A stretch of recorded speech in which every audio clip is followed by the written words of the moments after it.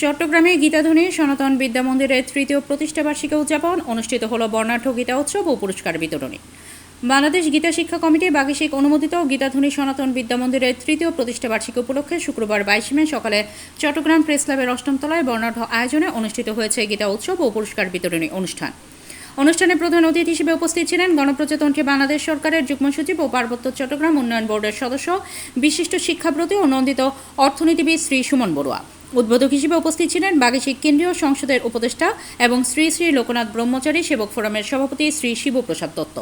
অনুষ্ঠানে প্রধান বক্তা হিসেবে বক্তব্য রাখেন বাগিশিক চট্টগ্রাম মহানগর সংসদের সভাপতি প্রকৌশলী সঞ্জয় চক্রবর্তী মানিক। সভাপতিত্ব করেন স্বাস্থ্য অধিদপ্তরের সহকারী অধ্যাপক ডাক্তার মৌমিতা দাস। বিশেষ অতিথি হিসেবে উপস্থিত ছিলেন বিশিষ্ট সমাজহিতৈষী ও যশস্বী হোমিও চিকিৎসক ডাক্তার রিপন কান্তি দেবনাথ এবং ডাচ বাংলা ব্যাংক পিএলসির এভিপি জনাব অ্যাডাম ম্যাথিও গনসালভেজ।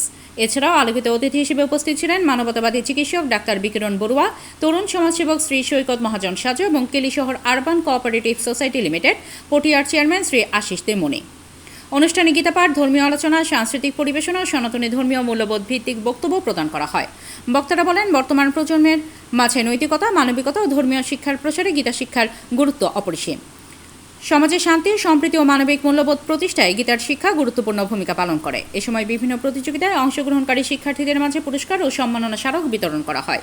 শিক্ষার্থীদের প্রাণবন্ত অংশগ্রহণ এবং অভিভাবক ও সুধীজনদের উপস্থিতিতে পুরো অনুষ্ঠান উৎসবমুখর পরিবেশে সম্পন্ন হয়। সেই শিক্ষা শব্দটি আরো একটি শব্দ জুড়ে দিতে চায়, সংযোজন করতে চায়, সেটি হল প্রকৃত শিক্ষা।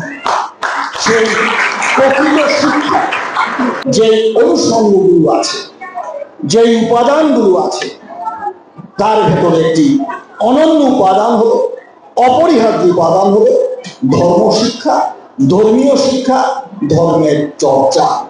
সভাপতিত্ব করেন স্বাস্থ্য অধিদপ্তরের সহকারী অধ্যাপক ডাক্তার মৌমিতা দাস।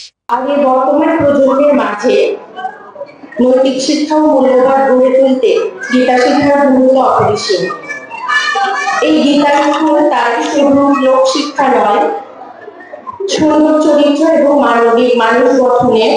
আয়োজকরা জানান, ভবিষ্যতেও ধর্মীয় ও নৈতিক শিক্ষা প্রসারে এই ধরনের আয়োজন অব্যাহত থাকবে। তথ্য প্রতিবেদন দুর্জয় দাস, নিজস্ব প্রতিবেদক, এটিভি সংবাদ।